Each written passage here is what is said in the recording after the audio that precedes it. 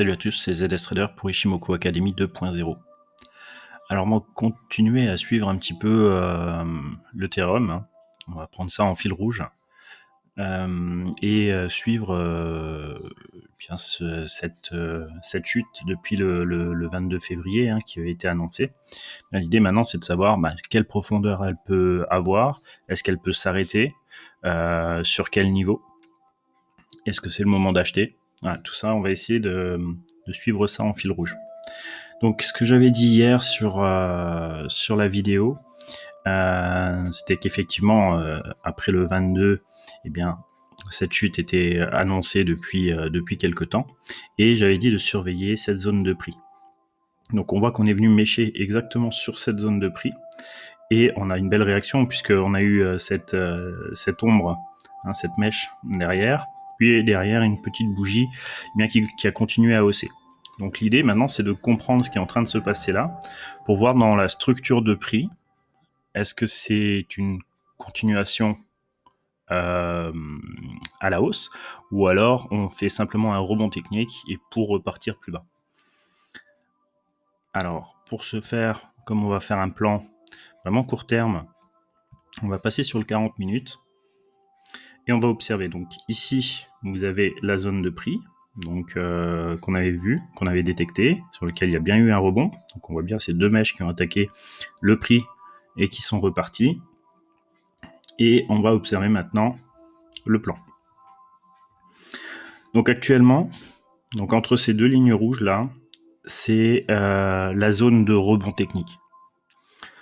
La zone de fin de rebond, en termes de prix, elle va de 1690, 1700, 1759. Dans cette zone de prix-là, on est sur un rebond technique. Il faut au moins atteindre ce prix-là, voire dépasser ce prix-là, pour que on reprenne une tendance à la hausse. Et pour réellement prendre cette tendance à la hausse, eh bien, on a cette limite ici, qu'on appelle la limite de rupture de vague de pointe, qui est sur les environs de 1800 à dépasser. Si on dépasse cette limite, eh bien, on peut espérer continuer à monter sur le TH.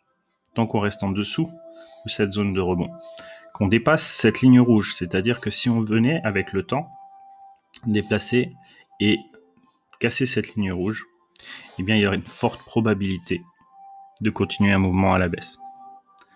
Donc, l'enjeu du jour, c'est d'observer par rapport à la zone des 1690, 1755, 1760, eh bien, la réaction et la sortie de ces lignes rouges.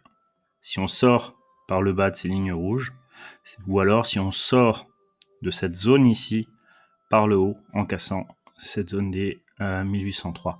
Là, on pourra estimer que le Bitcoin peut recontinuer à la hausse. Après, bien sûr, on ne va pas aller en ligne droite. Il y aura une reprise d'appui sur un support pour pouvoir continuer à monter. En tout cas, voilà ce qu'on va observer aujourd'hui en termes de prix pour savoir si c'est simplement un rebond technique, et ce rebond technique risque de repartir à la baisse. Donc, on voit qu'ici, on a pas mal de bougies qui sont en train de latéraliser. Alors, je ne l'ai pas noté, mais on est sous une target N. Hein, si je prends la fluctuation qui est partie à partir du 23 février 21h. Et ce qui va être important ici, c'est que, vous voyez la Kijun qui est plate ici, fasse support. C'est-à-dire que si jamais les prix reviennent baisser, il faut que la Kijun fasse support. Si la Kijun ne fait pas support ici à ce moment-là, eh bien ce sera difficile de repartir pour rebondir. Donc, si on descend, on va réattaquer cette zone de prix et on verra comment le prix réagira là-dessus.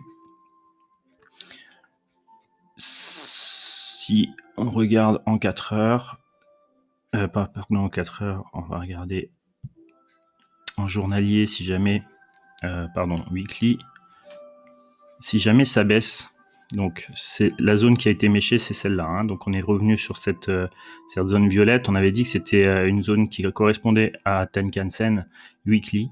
Si jamais cette zone lâche, eh bien ce sera cette zone autour de Kijun weekly, donc 1173 à peu près, hein. 1173 qui sera une zone de support importante à observer. Voilà ce que je voulais vous montrer aujourd'hui. Donc un plan, alors on peut faire des plans court terme, des plans très long terme, on peut faire des plans à 1 mois, à 1 an, tout dépend des objectifs que vous fixez. Donc je le remets ici devant les yeux pour que ce soit simple à observer.